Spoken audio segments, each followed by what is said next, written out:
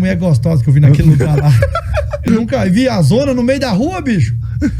A zona de porta aberta 2 horas da tarde. Na Holanda? Na Holanda. Você consegue imaginar viver em um país onde existe um bairro inteiro dedicado ao entretenimento adulto? E onde as pessoas têm a opção de decidir quando querem morrer? Isso representa uma faceta peculiar dos Países Baixos, mais conhecido como Holanda. A história do país remonta ao século IV, durante o domínio romano. Passaram por diferentes fases, incluindo o período dos francos e do Império de Carlos Magno. No século XVI, houve uma revolta contra a dinastia espanhola, resultando no Tratado de Westfália, em 1648, que garantiu a independência dos Países Baixos. Durante o século XVIII, foram invadidos por Napoleão, mas recuperaram a independência no início do século XIX. Após desafios durante a Segunda Guerra Mundial, os Países Baixos se reconstruíram e, mais tarde, tornaram-se membros da União Europeia. Apesar de seu tamanho modesto, em 2022, o PIB dos Países Baixos atingiu $1,030 bilhões, com um notável PIB per capita. De Wallen, o famoso Distrito da Luz Vermelha em Amsterdã, é um local fascinante com suas luzes vermelhas hipnotizantes ao longo dos canais. A área recebe cerca de 20 milhões de turistas por ano, principalmente à noite, quando as ruas ficam lotadas. De Wallen é uma mistura única de história e entretenimento, abrigando lojas eróticas e museus históricos na mesma rua. Além disso, é conhecido por ser o lar da profissão mais antiga do mundo. Ao explorar a área, é crucial estar ciente das regras não escritas. Fotografias não são permitidas para proteger a privacidade das pessoas. Os visitantes também são orientados a não perturbar se uma cortina estiver fechada em uma janela, indicando que a profissional já está ocupada.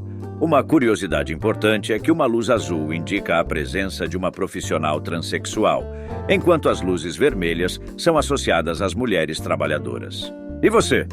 Iria na luz azul ou vermelha? Me diz aí. Uma atração notável em De Wallen é o seu Museu do Sexo, oferecendo uma oportunidade informativa e intrigante para quem deseja aprender mais sobre a sexualidade sem a necessidade de participar de aulas. O museu apresenta uma coleção impressionante de informações sobre a arte erótica, incluindo figuras e tours de áudio. Apesar da atmosfera descontraída e lúdica que a maior parte do Distrito de Luz Vermelha oferece, De Wallen tem seu lado mais sombrio. Segundo o Acnur, ainda existem casos de tráfico humano e trabalho forçado na área, com aproximadamente 100 a 200 incidentes por ano. Felizmente, o governo está respondendo a essas preocupações, implementando regulamentações mais rigorosas.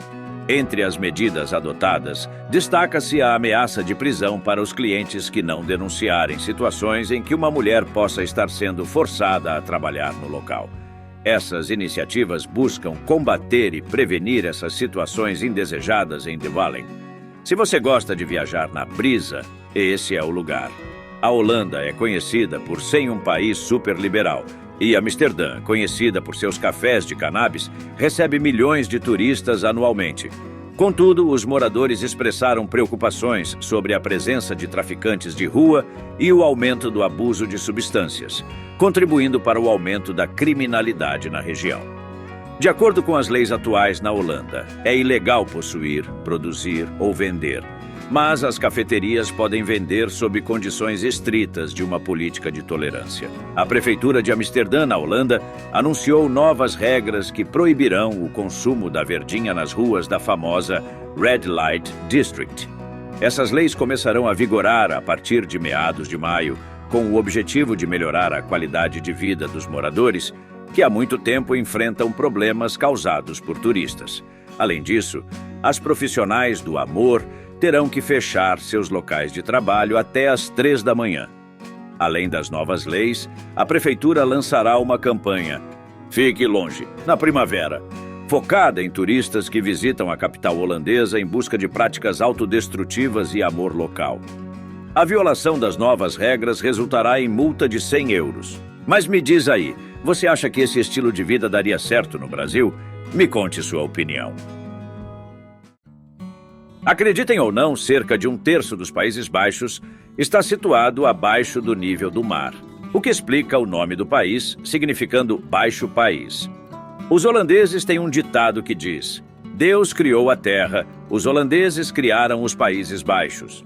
Muitos admiram a engenhosidade do país na construção de cidades em terrenos desfavoráveis, incluindo técnicas avançadas de hidroengenharia, como a construção de diques, moinhos de vento e canais.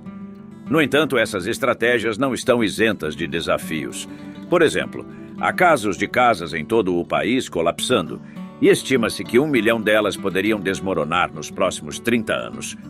Amsterdã, em particular, é vulnerável, já apresentando rachaduras e afundamentos ao longo de seus cursos d'água. O país enfrenta um futuro desafiador devido ao aumento do nível do mar, com partes cruciais como Amsterdã, Roterdã e Utrecht, localizadas em áreas de baixa altitude. Diante dessa realidade, o governo elaborou um plano para identificar quais partes dos Países Baixos devem ser protegidas e quais podem ser devolvidas ao mar para preservar o restante do território. O método de locomoção favorito nos Países Baixos é, sem dúvida, a bicicleta. O país possui mais bicicletas do que residentes, e sua infraestrutura bem planejada torna o ciclismo um meio de transporte convidativo. No entanto, essa preferência não está isenta de desafios, especialmente no que diz respeito a acidentes de trânsito, com 291 pessoas perdendo a vida em acidentes de bicicleta em 2022. É notável que mais da metade dessas vítimas tinha mais de 50 anos, e muitos dos incidentes resultaram de colisões com vans ou carros. Um fator contribuinte para isso é a crescente popularidade das e-bikes, tornando o ciclismo mais acessível às gerações mais velhas. A relutância em usar capacetes também é um problema, com apenas 3% dos ciclistas comuns e 2% dos ciclistas de e-bike optando por usá-los. Os usuários de e-bike, em particular, são mais vulneráveis, pois podem atingir velocidades mais altas do que os ciclistas regulares. Amsterdã é conhecida como a cidade dos museus, mas se você se assusta facilmente, pode querer evitar algumas de suas opções mais questionáveis. Um exemplo é o Museu da Tortura de Amsterdã, localizado no movimentado centro da cidade.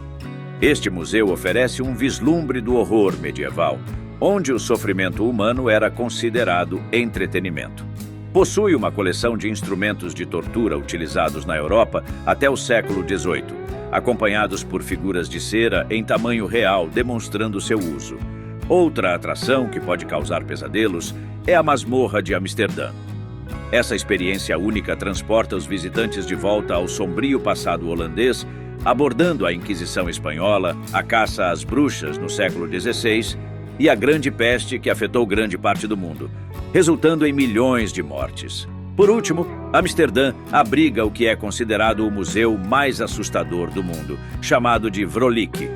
Este museu apresenta uma coleção de curiosidades medievais, doadas por Gerardus Vrolijk, um professor de botânica e anatomia do século XIX. Durante seu comando na maternidade de um hospital em Amsterdã, ele decidiu coletar os restos mortais de bebês com malformações congênitas. Esses restos mortais são agora preservados e exibidos para o público. A decisão de como e quando morrer é um tema complexo, e na Holanda, a eutanásia, ou morte assistida, é amplamente aceita. O país é até considerado um pioneiro nessa prática, sendo legal desde 2002 para pacientes que enfrentam sofrimento insuportável, sem perspectiva de melhoria. Essa abordagem tem inspirado outros países, como Colômbia e Austrália, a seguir o mesmo caminho. No entanto, a eutanásia não está isenta de dilemas éticos, especialmente quando se trata de estabelecer limites sobre quando ela deve ser aplicada. Um caso notável na Holanda envolveu uma paciente que assinou uma carta diretriz quando descobriu que tinha demência. A carta afirmava que, se um dia ela não reconhecesse mais nenhum de seus familiares, ela deveria ser submetida à eutanásia. Quando esse momento chegou, a paciente já não compreendia as circunstâncias, tendo que ser contida antes de receber a injeção fatal. Devido a essas complexidades e consequências, Alguns médicos na Holanda estão agora mais relutantes em administrar a eutanásia, adotando uma postura mais rígida diante das decisões éticas envolvidas. Se você chegou até aqui, comente Holanda. Assim saberei que é inscrito fiel do canal. Galera, tá aparecendo um vídeo top sobre a Holanda, falando sobre sua cultura e belas mulheres. Então dá aquela força e clica aí. Valeu e até mais. Fui!